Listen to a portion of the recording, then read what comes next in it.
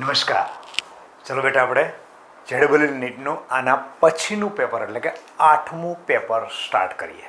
જો પહેલો પ્રશ્ન છે, એસટીપીએ 0.2 મોલ ઓઝોનનું કદ અને વજન શોધો. કોણ આપેલું છે? 0.2 મોલ ઓઝોન આપેલો છે. 0.2 મોલ ઓઝોન. આનું શું શોધવાનું કીધું છે? તો કે વજન પણ કહ્યું છે અને કદ પણ કહ્યું છે. ઓકે, આ બંને શોધવાનું છે. અને આપણને આપેલું શું છે? મોલ. એના બદલે મિકા સિંગ લઈ લો. મિકા સિંગ, અરે પેલો ગાયક, હા એ જ મિકા સિંગ કે મોકા સંગ. મોકા સંગ એટલે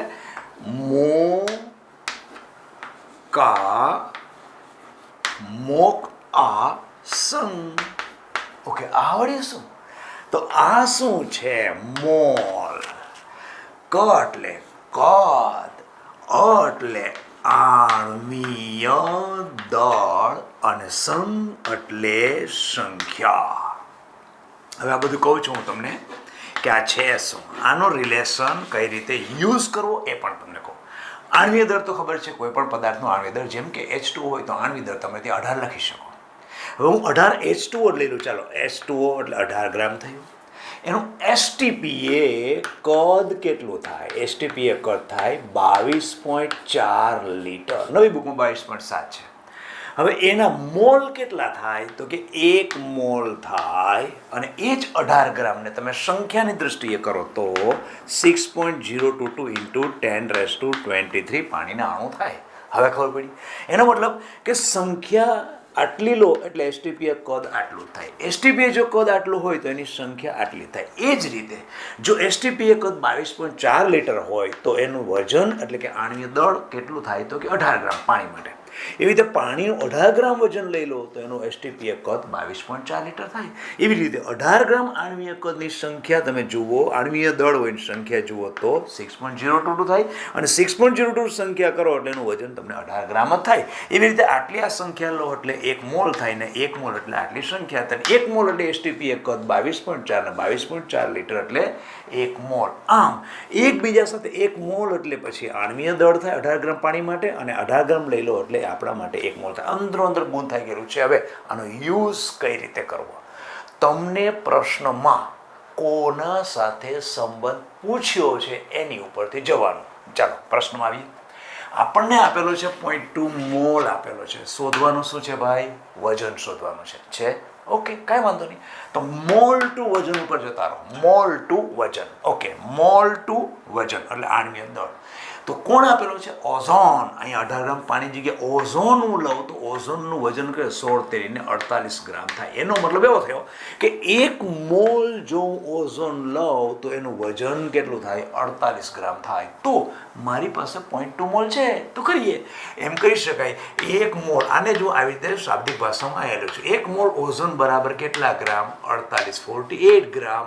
તો 0.2 મોલ બરાબર 48 × 96 અને પોઈન્ટ છે એટલે 9.6 ગ્રામ મળી ગયું વજન. ઓકે, એટલે આ આપણો જવાબ આવી ગયો. હવે એના પછી મોલનો રિલેશન કોની સાથે છે? કદ સાથે છે. તો કાંઈ વાંધો નહીં, મોલનો કદ યસ આ છે. તો 1 મોલ લો એટલે એસટીપીએ 22.4 લીટર થાય. તો આની જેમ જ પાછું પદ મૂકીએ કે 1 મોલ ઓઝોન હોય તો 22.4 લીટર કદ થાય. તો આપણને કેટલો કયો છે? 0.2 મોલ હોય તો કેટલો? 22 × 2 = 44, 4 × 8, એનો પણ 2 પોઈન્ટ થશે એટલે 4.48 લીટર. એટલે આટલું તમારું કદ થયું, આટલું વજન થયું. એની ઉપરથી જવાબ પકડી પાડો કયો છે જુઓ. ચાલો, એની પરથી જવાબ છે 4.48 લીટર અને 9.9. પહેલો જ જવાબ સાચો. એટલે એની અંદર પહેલો પ્રશ્ન છે એની અંદર આપણો જવાબ થયો એ જવાબ સાચો. ઓકે, ચાલો બીજો જોઈએ. હવે જો બીજો પ્રશ્ન, ન્યુટ્રોનનું દળ બમણું કરવામાં આવે કોઈ જગ્યાએ ન્યુટ્રોન ક્યાં હોય? પરમાણુના કેન્દ્રમાં હોય. પરમાણુના કેન્દ્રમાં કોણ હોય? પ્રોટોન અને ન્યુટ્રોન. ફરતી બાજુ કોણ હોય? ઇલેક્ટ્રોન. પરમાણુ દળ કોને અનુલક્ષીને ગણવામાં આવે? તો કે પ્રોટોન અને ન્યુટ્રોનનું ટોટલ સરવાળો એ તમારું ન્યુક્લિયોન્સ જેને કહેવાય, એ તમારું શું થયું? પરમાણુય દળ થયું. ઇલેક્ટ્રોનને પરમાણુ દળની અંદર ગણવામાં આવતો નથી, કારણ કે આપણને ખબર છે 1836 ગણો પ્રોટોન અને ન્યુટ્રોનની સાપેક્ષે એપ્રોક્સિમેટલી ઓછું વજન છે. એટલે આમ પરમાણુને તમે વજન કરો તો ફક્ત કોણ ગણવામાં આવે છે? એના કેન્દ્રમાં રહેલા પ્રોટોન અને ન્યુટ્રોન. ચાલો પ્રશ્ન વાંચીએ. જો ન્યુટ્રોનનું દળ બમણું કરવામાં આવે અને ઇલેક્ટ્રોનનું દળ અડધું કરવામાં આવે, ન્યુટ્રોન છે પરમાણુમાં એટલે બમણા કરો છો અને ઇલેક્ટ્રોનના દળને અડધા કરો છો, તો સી કે જેનો પરમાણુ ક્રમાંક 6 છે અને ભારાંક એનો 12 છે, એના દળમાં થતા વધારાનું ટકાવારી પ્રમાણ શોધો. પ્રશ્ન સમજજો. દળમાં કેટલો વધારો થાય છે એ ટકાવારીમાં તમારે કહેવાનો છે. પહેલાં તો કોને આપેલો છે? તો કે આપણને આપેલો છે કાર્બન. આ કાર્બન છે, પરમાણુ ક્રમાંક 6 છે અને પરમાણુ ભારાંક 12 છે. આ 6 શું બતાવે? તો કે પ્રોટોન બતાવે. 12 શું બતાવે? Proton plus neutron. એનો મતલબ 12 છે એનો મતલબ શું થયો? 6 તમારા પ્રોટોન છે અને 6 ન્યુટ્રોન છે. તમને શું કહે છે કે એમાં કોને બમણા કરવાના છે? ન્યુટ્રોનને બમણા કરવાના છે. એનો કે 6 ન્યુટ્રોન છે અને 6 તમે પાછા નાખો છો તો તમારા બમણા થયા. તો અલ્ટિમેટલી તમારું વજન કેટલું થઈ જશે? 12ની જગ્યાએ કેટલું થશે? 18. હવે ઇલેક્ટ્રોનનું વજન અડધું કરવામાં આવે, સંખ્યાની અડધી કરવામાં આવે કે બમણી કરવામાં આવે, ઓલરેડી પરમાણુના દળમાં ઇલેક્ટ્રોનને કન્સિડર કરવામાં આવતો જ નથી. તો આમ નવું વજન કેવું થયું? તો કે 18. જૂનું વજન કેવું હતું? તો કે 12. તો ફેરફાર કેટલો થયો? તો પર્સન્ટેજ દળમાં વધારો ટકાવારીમાં શોધો હોય તો કહી શકાય કે જૂનું દળ તમારું, નવું દળ કેટલું? 18 આવ્યું. પહેલાં કેટલું હતું? 12. અને જૂનું નીચે જે મૂળ દળ છે એ નીચે અને ટકાવારીમાં શોધવું છે એટલે તમારે 100 મૂકવા પડે. ઓકે, તો કરીએ. 12 ને 6 કે 6/12 ઇન્ટુ 100 ઇઝ ઇક્વલ ટુ 6×12 એટલે શું થયું? 50%. એનો કે દળમાં જે વધારાની ટકાવારી છે એ કેટલી એવી? 50%. જુઓ કયું છે. બીજો ક્વેશ્ચન છે, એમાં 50% એટલે બી જવાબ સાચો. બીજા નંબરનો ક્વેશ્ચન છે એની અંદર આપણો બી જવાબ સાચો. ઓકે, ચાલો જોઈએ ત્રીજો. બીજી ઉત્તેજિત અવસ્થા માટે લિથિયમ +2. અચ્છા, લિથિયમનો પરમાણુ ક્રમાંક 3 છે એ આપણને ખબર છે અને લિથિયમમાં +2 કરો છો એનો મતલબ કે એક જ ઇલેક્ટ્રોન પડેલો છે. જો લિથિયમનો પરમાણુ ક્રમાંક ટોટલ 3 છે એનો મતલબ કે 3 ઇલેક્ટ્રોન હોય. 3 લિથિયમ ઇલેક્ટ્રોન લખીએ Li3 તો શું થાય? 1s2 છે. ઓકે, હવે લિથિયમ +2 કરો, લિથિયમ 3 તો શું થાય? 1s આ નીકળી જાય, આ નીકળી જાય અને એક રહી, એટલે 2 નીકળી જાય અને એક રહી. આવું અત્યારે ઇલેક્ટ્રોન રચના લિથિયમ +2 ની છે. અને શું કહે છે આપણને? બીજી ઉત્તેજિત અવસ્થા માટે લિથિયમ +2 ની પરમાણુની ઊર્જાનું મૂલ્ય છે E is equal two -13.6 Z²/n². આ ઊર્જાનું રિયલ સૂત્ર છે. ઓકે, કાંઈ વાંધો નહીં. ચાલો, પણ હવે સર અમને એ ખબર નથી કે આમાં બીજી ઉત્તેજિત અવસ્થા એટલે શું? બતાવો તમને.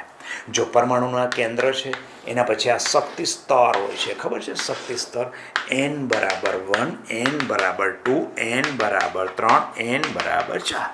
ઇલેક્ટ્રોન જ્યારે અહીંયા અત્યારે પડેલો છે, લિથિયમમાં કેમાં છે? 1s ની અંદર ઇલેક્ટ્રોન અહીંયા પડેલો છે. ઇલેક્ટ્રોન જ્યારે ઉત્તેજિત અવસ્થા પ્રાપ્ત કરીને અહીંયા જાય ત્યારે લાંબો સમય સુધી ન રહેતા શોષેલી ઉર્જા વિકિરણ રૂપે મુક્ત કરે અને ફરીથી પાછો ભૂમિગત અવસ્થામાં આવે. આ એની અવસ્થા કઈ કહેવાય? અહીંયા આવે એટલે એની પ્રથમ ઉર્જા, પેલી અવસ્થા કહેવાય. ઉત્તેજિત અવસ્થા પ્રથમ. અહીંયા તો મૂળ અવસ્થામાં હતો, અહીંયા આવ્યો એટલે એની આ ઉત્તેજિત અવસ્થા કેવી કહેવાય? ઉત્તેજિત અવસ્થા. એ કઈ થઈ? પહેલી. આપણને શું કીધું છે કે લિથિયમ બીજી ઉત્તેજિત અવસ્થામાં છે. એનો મતલબ કે આ ઇલેક્ટ્રોન અહીંયા નથી, ઇલેક્ટ્રોન અહીંયા પહોંચે છે, ઉર્જા મેળવી અહીંયા પહોંચે છે અને તે મેળવેલી ઉર્જા વિકિરણ રૂપે મુક્ત કરી દે અને ફરીથી પાછો નીચે આવી જાય. એ વિકિરણો તમને ખબર છે મળે છે લાઇમેન શ્રેણીમાં, લાઇમેન, બામર, પાર્સન, બ્રેકેટ અને ઊન. આ વિકિરણો પછી પ્રિઝમમાંથી પાસ કરી અને આખું હાઇડ્રોજનનો રંગનો પટ, વર્ણપટ બતાવે એ વસ્તુ છે. એટલે બીજા શક્તિ સ્તરમાં અહીંયાથી ઇલેક્ટ્રોન પાછો નીચે આવે છે. એટલે આ આપણી ઉત્તેજિત અવસ્થા ખરી, ઇલેક્ટ્રોનની ઉત્તેજિત અવસ્થા, પણ કઈ? સેકન્ડ સ્ટેજ, એટલે કે બીજી ઉત્તેજિત અવસ્થા છે. ઇલેક્ટ્રોન અહીંયા પહોંચેલો છે, બરાબર. એટલે n બરાબર કયા શક્તિ સ્તરમાં આવ્યો? 3. ઓકે, તો આ સૂત્રમાં તમારે n કેટલો મૂકવાનો? 3 મૂકવાનો. તો મૂકીએ, અહીંયા મૂકીએ કિંમત ઇઝ ઇક્વલ ટુ -13.6. હવે z એટલે લિથિયમનો પરમાણુ ક્રમાંક, એ શું છે? 3. એનો તમે વર્ક કરો છો અને નીચે n બરાબર પણ કેટલા આવે છે? n બરાબર બીજી ઉત્તેજિત અવસ્થા, એનો બરાબર કેટલા આવે છે? 3. એનો મતલબ કે અહીંયા પણ 3 નો વર્ક કરો તો આખો આ નીકળી ગયું અને આ -13.6 ઇલેક્ટ્રોન વોલ્ટ પ્રતિ એટમ, એટલે લિથિયમનો જે એટમ છે એ આયન છે, આ -13.6 આ આપણો જવાબ સાચો આવે. અને એ ત્રીજા પ્રશ્નમાં જવાબ છે સી જવાબ સાચો. ઓકે, લખીએ, આ જગ્યાથી કાઢી નાખું છું. સી જવાબ છે ત્રીજાની અંદર. ત્રીજો પ્રશ્ન છે એની અંદર આપણો જવાબ થયો સી જવાબ સાચો. ઓકે, ચાલો એના પછી જોઈએ. જો 2 × 10⁻⁴ મોલર કોઈ સાંદ્રતા આપેલી છે કે જે ઘટક છે H3X ઘટક છે, એની સાંદ્રતા આપણને આપેલી છે, એટલે કે એની મોલર સાંદ્રતા આપેલી છે, અને એનું પ્રથમ વિયોજન થાય એટલે એમાંથી કાંઈક નીકળશે. કોણ નીકળશે? તો કે H નીકળે ને X નીકળે, વિયોજન થાય એટલે. મૂળ સાંદ્રતા કેટલી છે? 2 × 10⁻⁴ મોલર. એક સંયોજન છે, જેમ કે HCl છે, Ca3CO બરોબર છે. આ બધા પદાર્થોમાં એક પદાર્થ આપ્યો છે કે જેમાં H3 અને X છે, સંયોજન છે, એનું પહેલા વહેલું વિયોજન થાય છે. એ કેટલું છે? 100% વિયોજન થાય છે. કરીએ આપણે 100% વિયોજન કરીએ. ચાલો, પદાર્થ કયો છે? H3X. આનું 100% વિયોજન થાય. વિયોજન થાય એટલે શું છૂટું પડશે? H+ અને H2X- આ છૂટું પડ્યું. હવે આની સાંદ્રતા કેટલી? 2 × 10⁻⁴ મોલર. તો 100% થાય તો એમાં આ પણ એટલા બને, આ પણ એટલા બને. H ની સાંદ્રતા કેટલી આવશે? તો કે 2 × 10⁻⁴ મોલર સાંદ્રતા બનશે. 100% જો વિયોજન થઈ અને આ પદાર્થ બની જાય તો. ઓકે, એના પછી હવે શું કહે છે? અને જો બીજું વિયોજન, હજી વિયોજન થઈ શકે છે, આમાંથી H નીકળી શકે છે, અને બીજું વિયોજન 50% થાય. ઓકે, તો કરીએ બીજું વિયોજન. H2X-, પાછો H શું છૂટો પાડે છે? H+. હવે H+ નીકળે એટલે અહીંયા X ઉપર માઇનસ, આ ટોટલ સંયોજન વધે છે, એની પર -2 થાય. તો અત્યારે વિયોજન તમારું કેટલાનું થવાનું છે? 2 × 10⁻⁴. એ આ એટલા જ હશે ને? 2 × 10⁻⁴ મોલર છે. હવે તમારા બચ્યા છે કેટલા છે? આ છે ને, એનું વિયોજન થશે તો 2, પણ એનું કેટલું થશે? 50%. 50% એટલે 50/100 કરો, એનો મતલબ કે 0.5. એનો મતલબ આખો આ જે બનશે શું હશે? 2 × 10⁻⁴ × 0.5. ઓકે, આ 0.5 એટલે 5 × 10. 5 એટલે 1 × 10⁻⁴. આટલું આમાંથી વિયોજન થઈ જશે. જેટલું વિયોજન થશે એટલા તમારા H બનશે. એટલે H સાંદ્રતા કેટલી આવશે? 1 × 10⁻⁴ મોલર. આ બીજું વિયોજન થયું ત્યારે તમને આટલો H મળ્યો. ઓકે, જોઈએ આગળ હવે. અને ત્રીજું વિયોજન નહીવત છે. ત્રીજું વિયોજન હવે વધારે થતું નથી. થોડું ઘણું થતું હશે, પણ કેટલા ટકા આપણે કીધું? ટકા કીધું તો પાછું જ આનું કરત આપણે, બરોબર છે. જે સાંદ્રતા કેટલી હતી આટલી સાંદ્રતા રહે આપણી, તો કોઈ ત્રીજું કરી નાખત, પણ નહીવત છે. એટલે ટકાવારી કીધી હતી એટલે નહીવત છે. તો pH નું મૂલ્ય કેટલું થાય? pH નું મૂલ્ય એટલે જલીય દ્રાવણમાં H આયનની મોલર સાંદ્રતા જોઈએ. તો આખું તમારા પાત્રની અંદર વિયોજન દર્શાવી દીધું છે. તો pH ના મૂલ્ય માટે pH નું સૂત્ર શું છે? pH = -log10 H3O આયન એટલે કે H+ ની સાંદ્રતા. તો ટોટલ H કેટલા થયા? આ બંનેનો સરવાળો કરો. આ બંનેનો સરવાળો એટલે 2 × 10⁻⁴ મોલર છે અને 1 × 10⁻, નો સરવાળો કરવાનો છે, -4 મોલર. એનો મતલબ 3 × 10⁻⁴ મોલર તમારો ટોટલ દ્રાવણમાં કોણ છે? H+, કે જેને આપણે અહીંયા મૂકી દઈએ. અહીંયા મૂકી દઈએ તો આ જગ્યાએ મૂકીએ 3 × 10⁻⁴ મોલર. ઓકે, હવે લોગ લઈએ. લોગ, તો લોગ -log3 + log 10⁻⁴. એટલે આ હવે કેટલું આવશે log3 તો લખીએ એમને ખબર નથી એટલે -log3 અને -10⁻⁴ આગળ આવી જશે માઇનસ એને લાગે +4 એનો મતલબ કે પીએચનું મૂલ્ય તમને 4માંથી log3 ને બાદ કરવાનો છે હવે log3 એટલે લગભગ છે ને 0.4775 કે એવું કંઈક છે એનો કે 4માંથી -0.477 એવું કંઈક એટલે 3.5 ની આસપાસ લગભગ તમારો જવાબ પીએચનો આવે આ જે પીએચ છે એ 3.5 ની આસપાસ આવે જો આપણને શું કીધું છે એનું કીધું છે કે પીએચનું મૂલ્ય ખાલી જગ્યાની વચ્ચે હશે જો વચ્ચે કેમ કીધું છે ધ્યાન રાખો કારણ ત્રીજું શું કીધું તમને નહિવત વિયોજન ટકાવારી આપી નહીં એટલે એક્ઝેક્ટ તમને ન પૂછ્યું શું કીધું કોઈકની વચ્ચે છે કોની 3 અને 4 4 અને 5 5 અને 6 અને 6 અને 7 તો આપણું મૂલ્ય લગભગ કેટલું અહીંયા જ ખ્યાલ આવી તમે કેલ્ક્યુલેશન કરવાની જરૂર પણ નથી 4માંથી log3 કરો એટલે પોઈન્ટમાં જ આવશે કારણ કે એક જ ફિગર છે એટલે log લઈએ એટલે પોઈન્ટ સમથિંગ જ આવે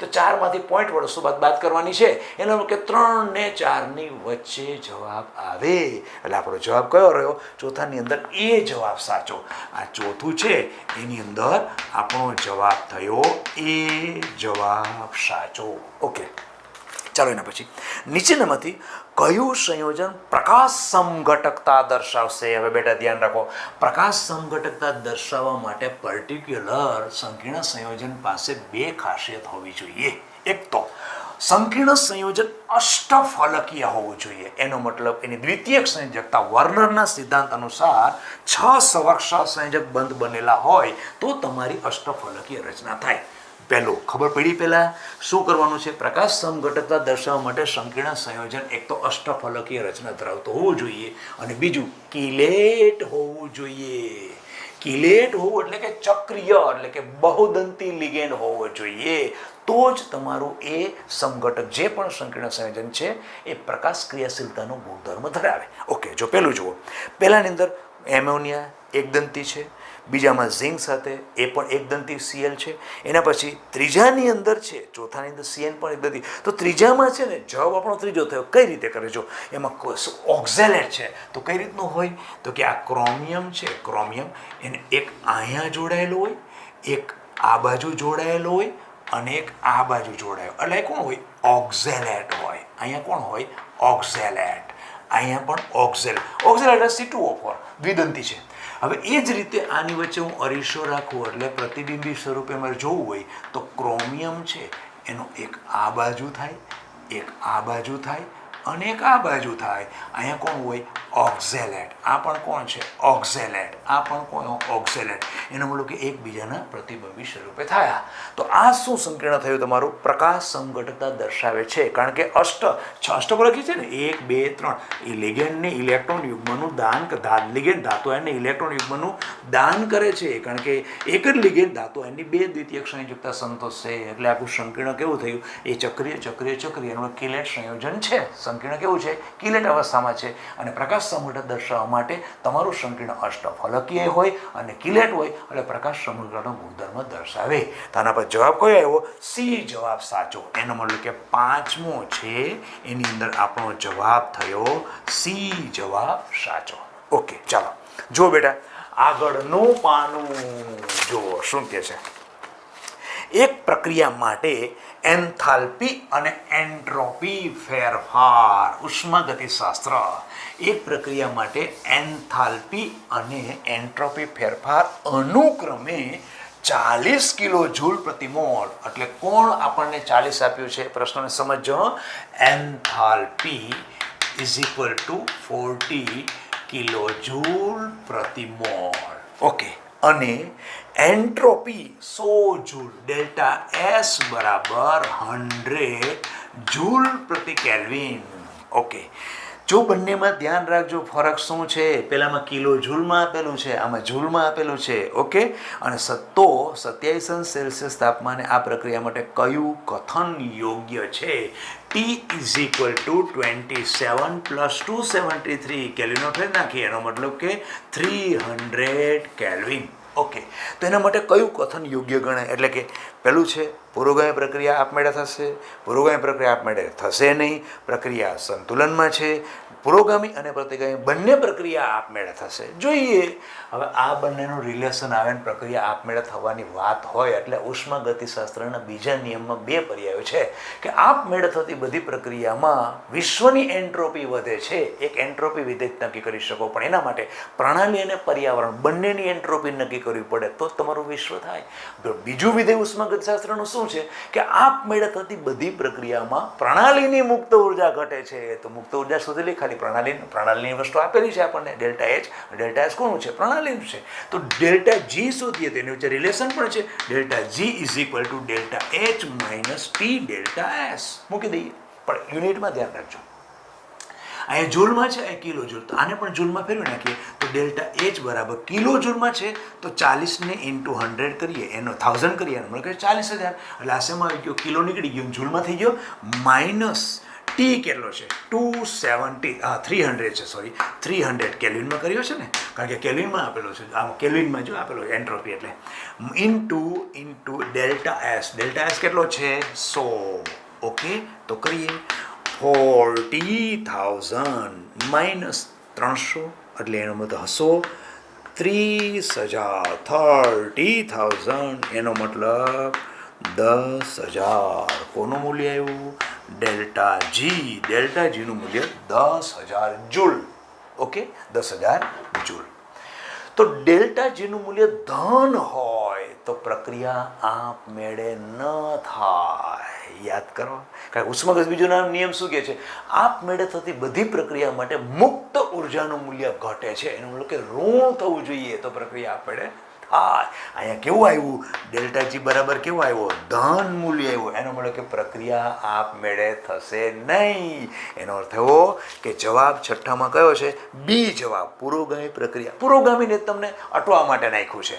જો સંતુલનમાં પાછું ધ્યાન રાખવાનું, ડેલ્ટા જી સંતુલનમાં હોય તો જો પુરોગામી પ્રક્રિયા આપમેળે થાય તો પ્રતિગામી પ્રક્રિયા આપણને ન થતી હોય. પુરોગામી પ્રક્રિયા આપણને ન થતી હોય તો પ્રતિગામી પ્રક્રિયા આપમેળે થાય. એ સંતુલનની અંદર છે, પણ સંતુલનમાં કંઈ ઉલ્લેખ કર્યો નથી આપણને. એટલે આપણે ફક્ત એટલું કીધું કે પુરોગામી પ્રક્રિયાનો ઉલ્લેખ કર્યો છે, એનો કે પુરોગામી પ્રક્રિયા આપમેળે થશે નહીં. એટલે છઠ્ઠા નંબરનો ક્વેશ્ચન છે એની અંદર આપણો જવાબ છે બી જવાબ સાચો. ઓકે, બી જવાબ સાચો. ચાલો એના પછી 2,5-ડાયમિથાઇલ લાંબુ એક સંયોજન છે. 2,5-ડાયઇથાઇલ 4-ઇથાઇલ હેપ્ટેન. મસ્ત સંયોજન છે, પણ આપણે માની એવું નહીં નીકળે. જો અલગ જ નીકળે, કોથળામાંથી પીલાડું નીકળે એવું થાય છે. પેલું કરીએ, કેટલા છે કાર્બન? હેપ્ટેન એટલે 7. 1 2 3 4 5 6 અને 7. 1 2 3 4 5 6 અને 7. શું કહે છે કે 2,5-ડાયઇથાઇલ. 2,5-ડાયઇથાઇલ. ઓકે, 2 અને 5 ડાયઇથાઇલ. ડાયઇથાઇલ મિથાઇલ આવશે અહીંયા.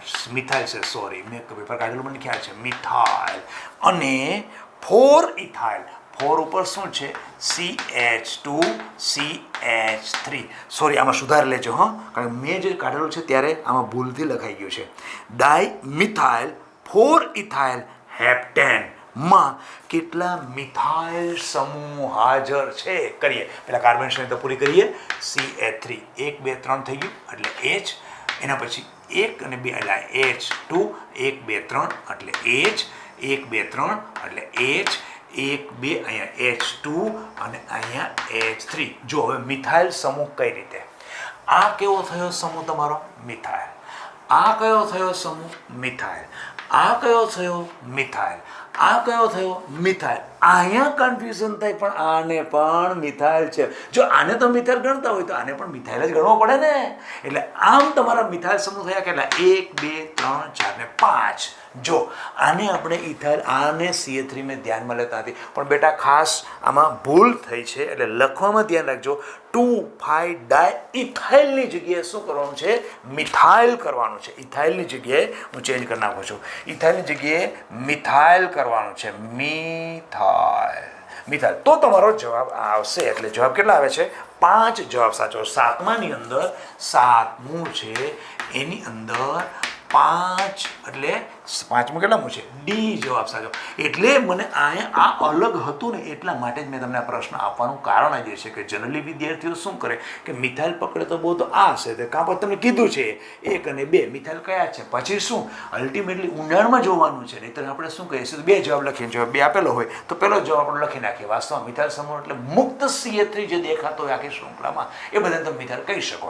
અંદર ન કહી શકો આ ન કહી શકો પણ મુક્ત CH3 એટલે મિથાઇલ થયો. અહીં તમે કાપો તો આ શું થયું મિથાઇલ થયો. આ કાપો શું થાય મિથાઇલ થયો. આ કાપો મિથાઇલ કાપો આ કાપો શું થાય મિથાઇલ થયો.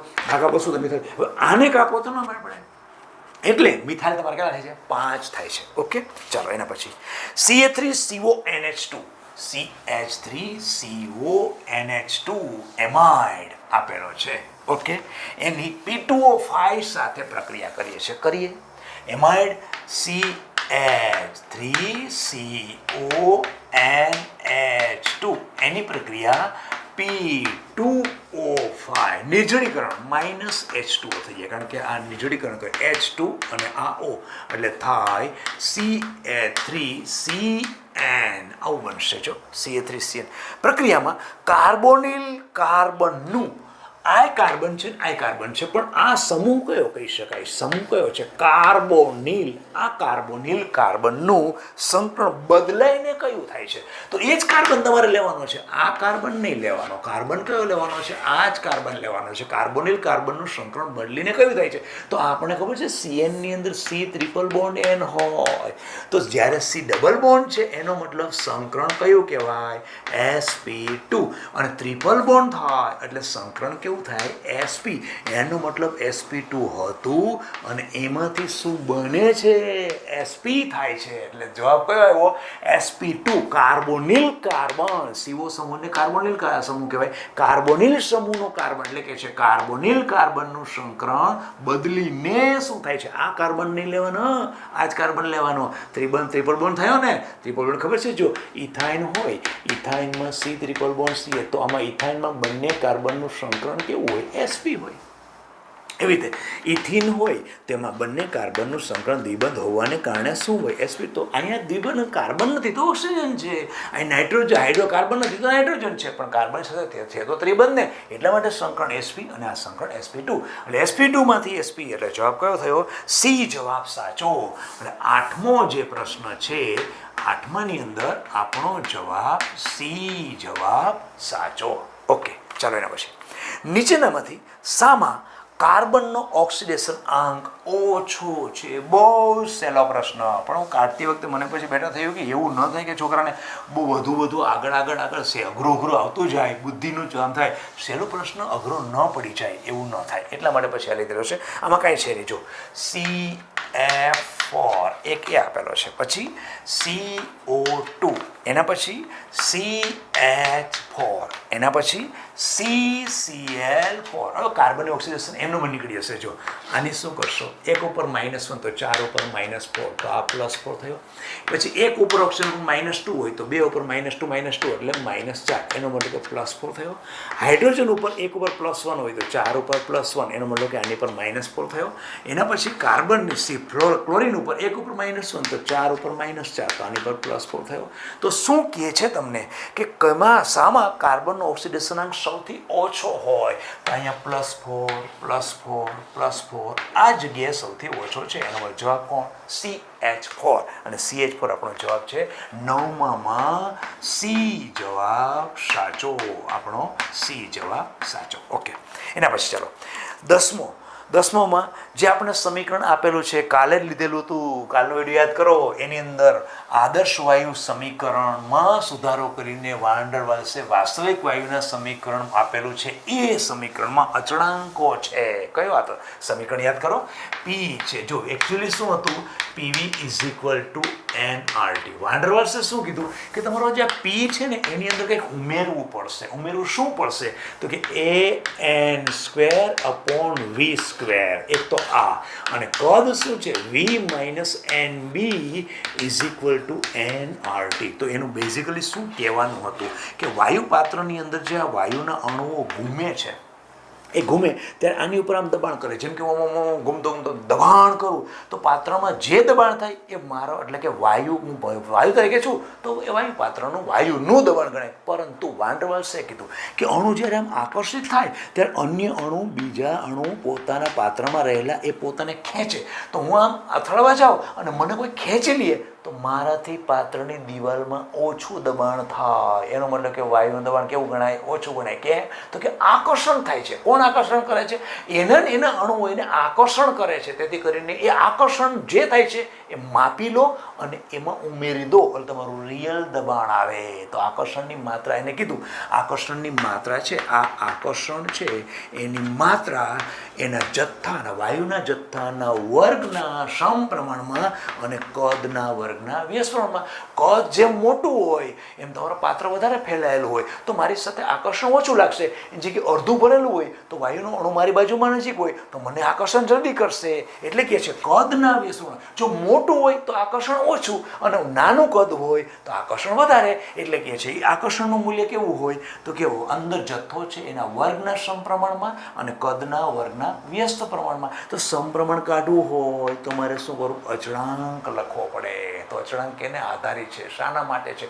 આકર્ષણના સંદર્ભે છે. એટલે આ લખ્યું છે જો an²v². ઓકે. બીજું, વાયુને જે દબાવો, બોઇલરની દબાવો એટલે કદ ઘટે. નિયત તાપમાને વાયુના નિશ્ચિત જથ્થા ઉપર જે દબાણ આપવામાં આવે ત્યારે કદ દબાણના વ્યસ્ત પ્રમાણમાં હોય છે. બોઇલનો નિયમ વાયુમાં આપણને ખબર છે.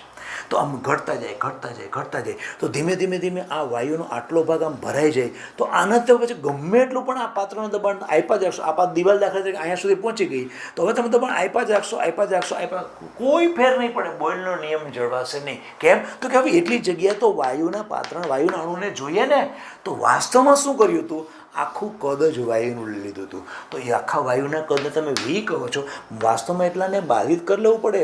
કદ તમારું કેટલું ગણવું જોઈએ? અહીંયાથી આટલું અને આ આટલું કદ તમારે ગણવું જોઈએ. આટલું કદ ગણવું જોઈએ. આટલાને માઇનસ કરી નાખવું પડે. તો આ શું છે? વાયુનો જથ્થો છે. વાયુનો જથ્થો જે છે ને એટલો ભાગ તમારે માઇનસ કરવો પડે. તો કદ કેના? વાયુ જો તો વધારે હોય તો વધારે બાદ કરવું પડે. એના કરતાં વધારે હોય તો વધારે. તો આટલું થઈ જાય. ઓકે. એનો મતલબ કે કદ જે છે એ માઇનસ કોના ઉપર આધાર રાખશે? કેટલું ઓછું કરવું એનો કોની ઉપર આધાર રાખશે? તો કે વાયુના જથ્થા ઉપર આધાર રાખશે તમારે ઓછું કેટલું કરવું છે. તો આને કદાચ હું કાઢી નાખું તો શું થાય? બી થાય. ઓકે. તો પછી કદમાંથી શું કરવું પડે? -bn. આને ઓ બાદ કરી નાખવું. આ બાદ કરવાનું કદ છે. આ કદ એટલે આ કદ છે. ઓકે. આટલું કદ તમારે શું કરવું પડે? બાદ કરી નાખવું પડે. તો અહીંયા અત્યારે તમારું બી છે. આ બી છે. બી શું છે?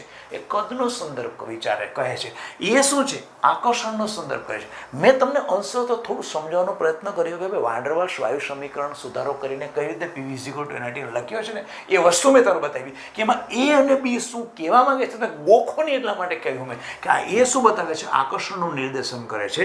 જ્યારે આ બી શું છે? એ કદનું નિર્દેશન કરે છે. એના બેઝ ઉપર જુઓ તમારો જે છેલ્લો જવાબ સાચો છે. આકર્ષણ બળ અને અણુઓનું કદ. એટલે જવાબ કયો 10માં થયો? ડી જવાબ સાચો. આ 10મું છે એની અંદર જવાબ આપણો ડી જવાબ સાચો. ઓકે. ચલો બેટા આગળનું પાનું ફેરવો. એના પછીનું આગળ જુઓ શું કહે છે. 11મા નંબરનો ક્વેશ્ચન. એસિટાલ્ડિહાઇડની સેમી કાર્બેઝાઇડ. એસિટાલ્ડિહાઇડની સેમી કાર્બેઝાઇડ. જો બુકની અંદર યાદ કરો ઝેડ વાળી વસ્તુ, આલ્ડિહાઇડની ઝેડ સાથે પ્રક્રિયા આપણે કરીએ છીએ એ વસ્તુ છે. એમાં સેમી કાર્બેઝાઇડ. સેમી કાર્બેઝાઇડ એટલે કોઈ હાથી ઘોડો નથી. એને યાદ રાખવા માટે કરવાનું એટલું કે હાઇડ્રોજન હોય એમાંથી એક H કાઢી અને એ CONH2 મૂકી દો એટલે તમારું સેમી કાર્બેઝાઇડ થઈ ગયું. કરીએ પહેલાં એસિટાલ્ડિહાઇડની પ્રક્રિયા કરવાની છે ને તો એસિટાલ્ડિહાઇડ કરીએ. ચાલો CH3C ડબલ બોન્ડ O અને H. આ એસિટાલ્ડિહાઇડ છે. સેમી કાર્બેઝાઇડ એટલે શું? સેમી કાર્બેઝાઇડ એટલે હાઇડ્રોજન. ખબર છે ને?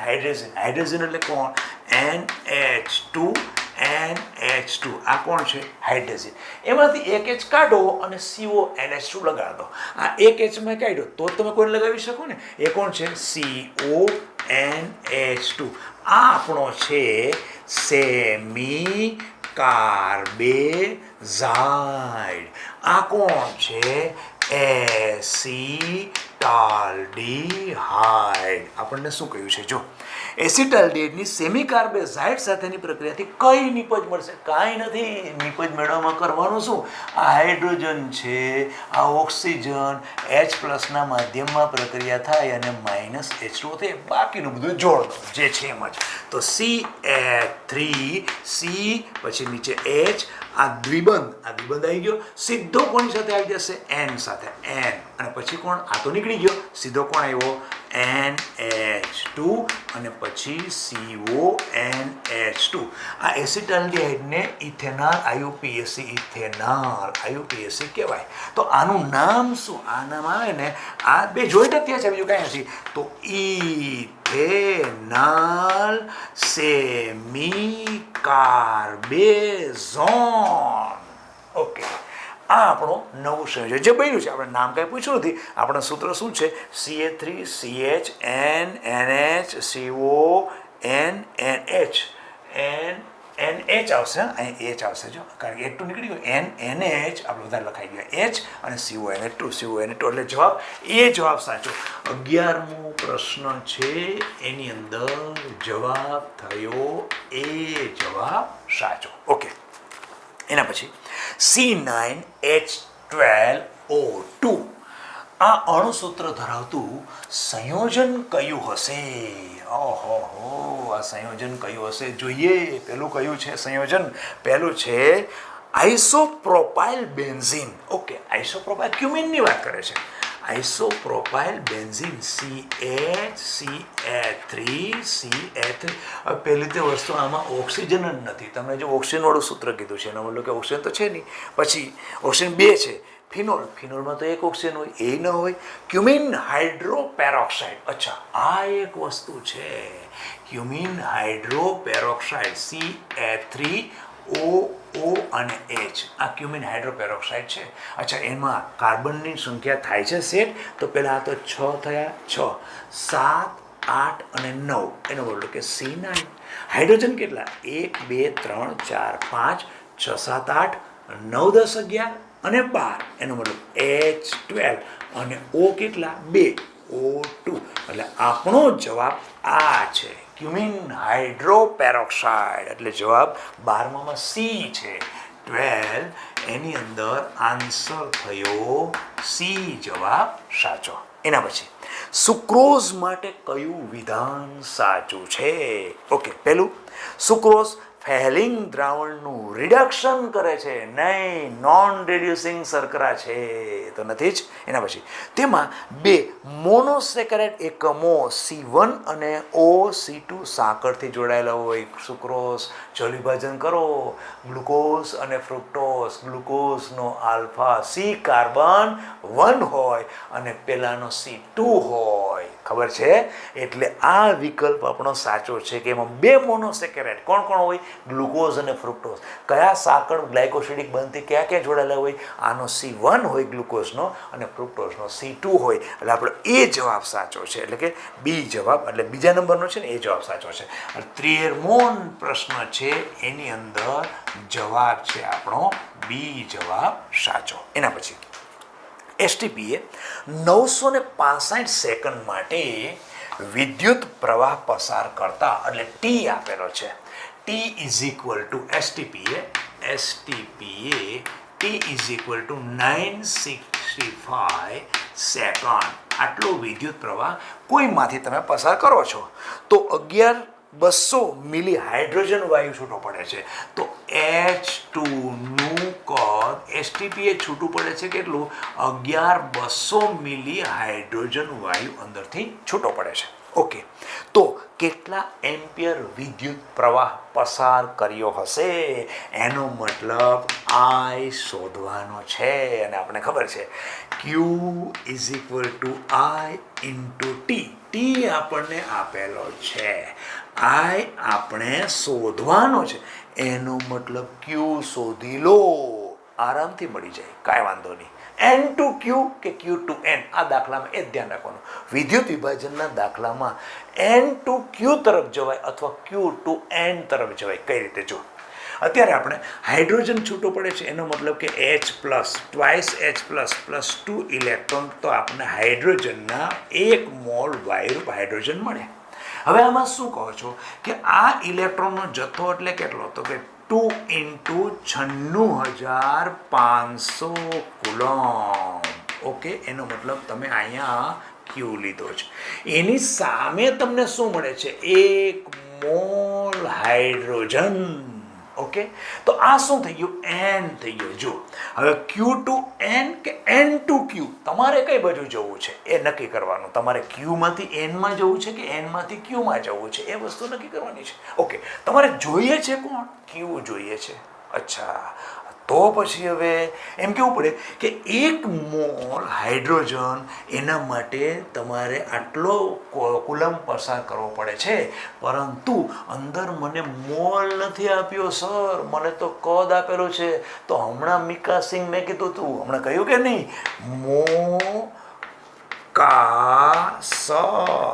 મોલ, આ બધા વચ્ચે હમણાં જ પહેલો જ પ્રશ્ન આપણે કે પેલો બીજો લીધો તો એ, તો ત્યારે શું બતાવે છે, તો મોલ હોય તો મને રિલેશન કોનો આપ્યો, કદનો આપ્યો, તો કોઈ વાંધો નહીં, કદમાં લેવું. મોલ એટલે કદ લેવું હોય તો શું થશે, 22.4 લીટર.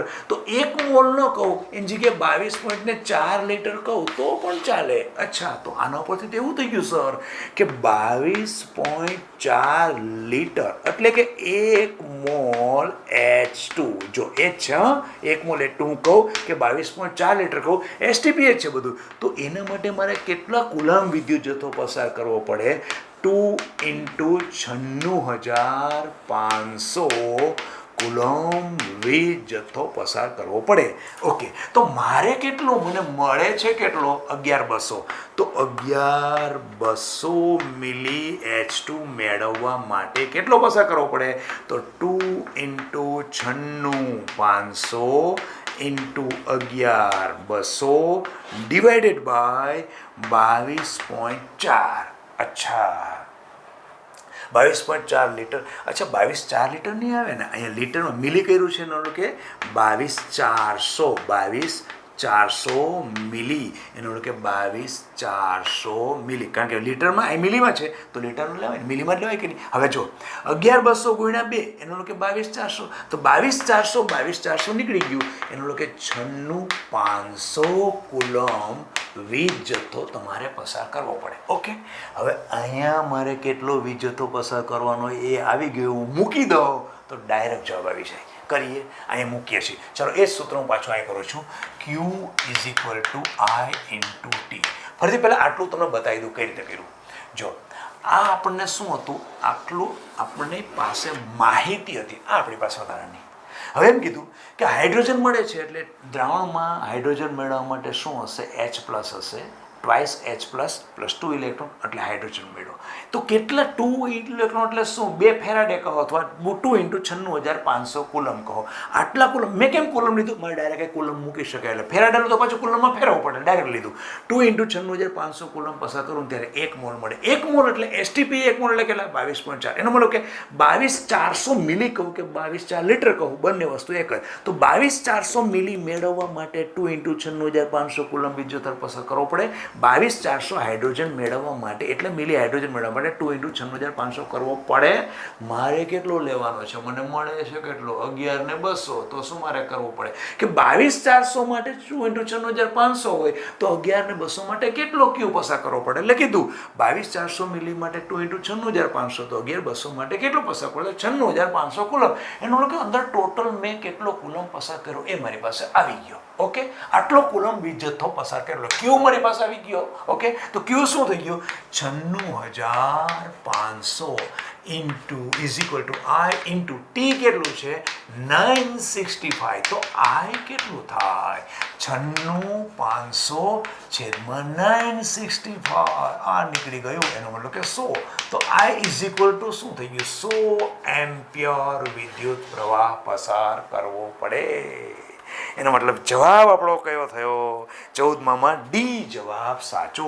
14મું છે એમાં આપણો જવાબ છે ડી જવાબ સાચો.